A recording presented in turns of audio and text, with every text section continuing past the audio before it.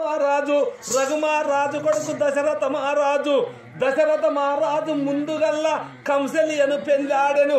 కంసల్యను పెండ్లాడిన పిమ్మట కంసల్యకు సంతానము కలగలేదు. కంసల్యకు సంతానము కలగనిచో సుమిత్రను పెండ్లాడెను.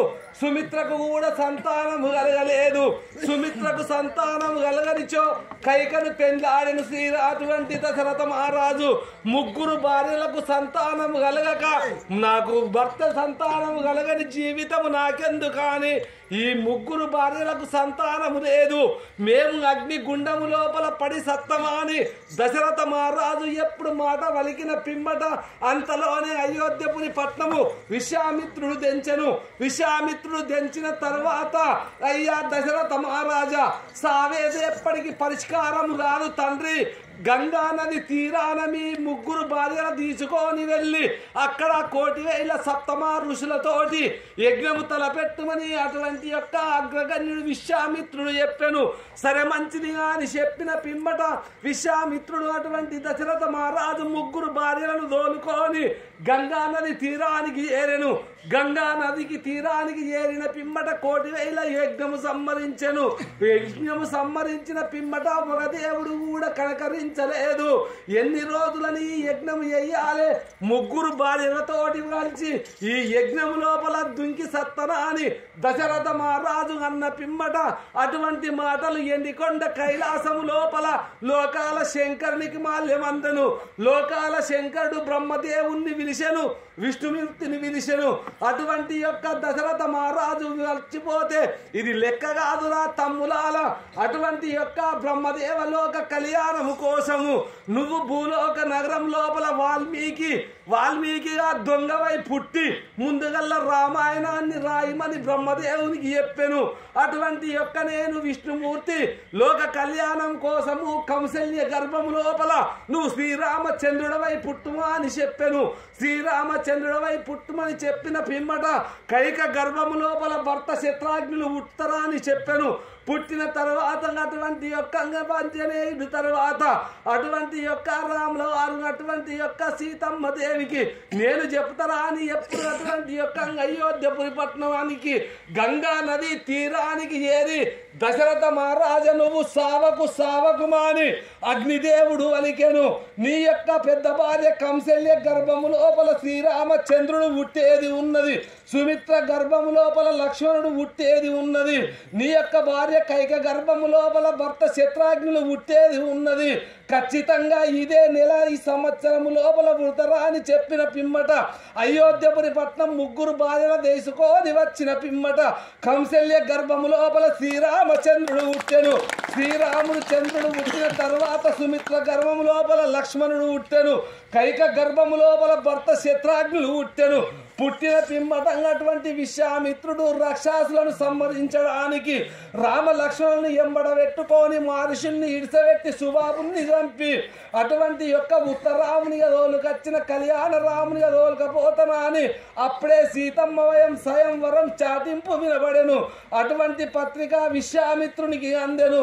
అయోధ్యపురి పట్నం తొవ్వలు ఇడిసబెట్టి మిథిలాపురి పట్నము తొవ్వలు పట్టుకొని పోతుండగా అటువంటి యొక్క ధనసు విరిసి సీతను శ్రీరామచంద్రుడు పెళ్లి ఆడిన పిమ్మట తెల్లవారి పట్టాభిషేకము గడతనా అని దశరథ మహారాజు అయోధ్యపురి పట్నం లోపల చాటింపు చేసిన పిమ్మట అటువంటి యొక్క కైక చేతుల కింద ఉన్న మందన చెలికత్తె వీని అటువంటి నీ కొడుకులకు ఏమి ఎక్కుతుంది అలనాడు నీకు మాట ఇచ్చిండు.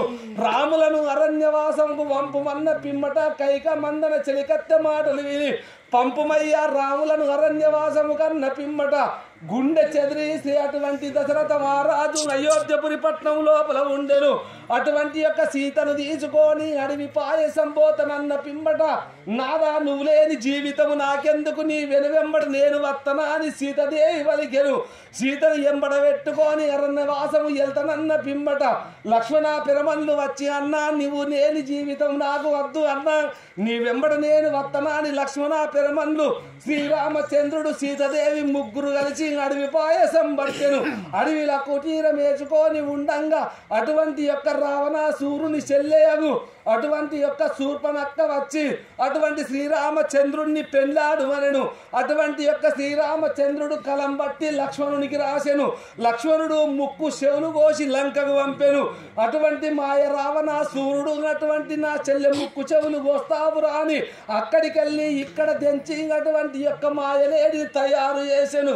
లేడి కావాలని సీతమ్మ వలికిన పిమ్మట శ్రీరామచంద్రుడు మాయలేడి కోసమని పోయెను. మాయలేడి సంహరించినప్పుడు రామ రామ అన్న పలుకులు మాయలేడి వలికెను.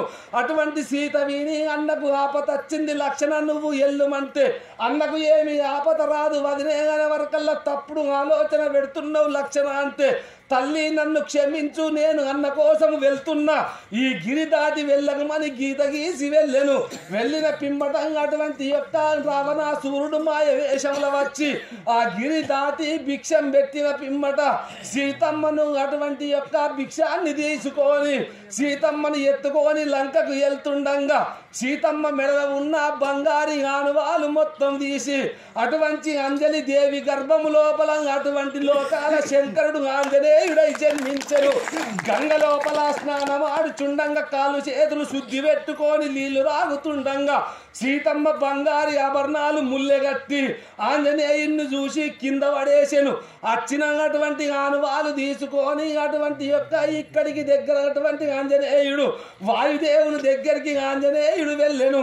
ఆంజనేయుడు వెళ్ళిన పిమ్మటం అటువంటి రామ లక్ష్మణులు ఇద్దరు కలిసెను.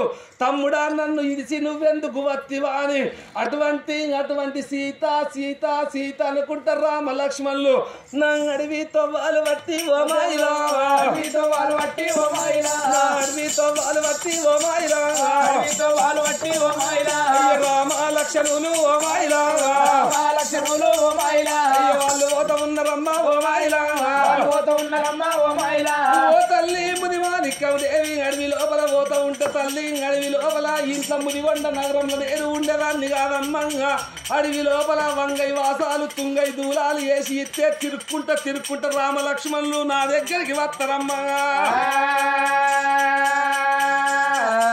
నా యొక్క చేతులతోటి ఓ మాయిలా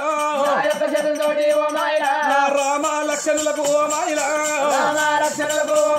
అయ్యో శిప్పాలు పండ్లు కాదే ఓ మాయిలా రామ లక్ష్మణులకు శిప్పలు పండ్లు దానం చేసేదాకా నేను కాలు దొక్క అమ్మ కళ్యాణంలో ఓదొక్క కాలు దొక్క కళ్యాణం ఆడ ఏలు వట్ట పోలు తిరిగాయి ముదిగొండ నగరంలోనే ఉండా రామ లక్ష్మణులకు నా చేతితోటి దానం ఎత్తనన్నదమ్మ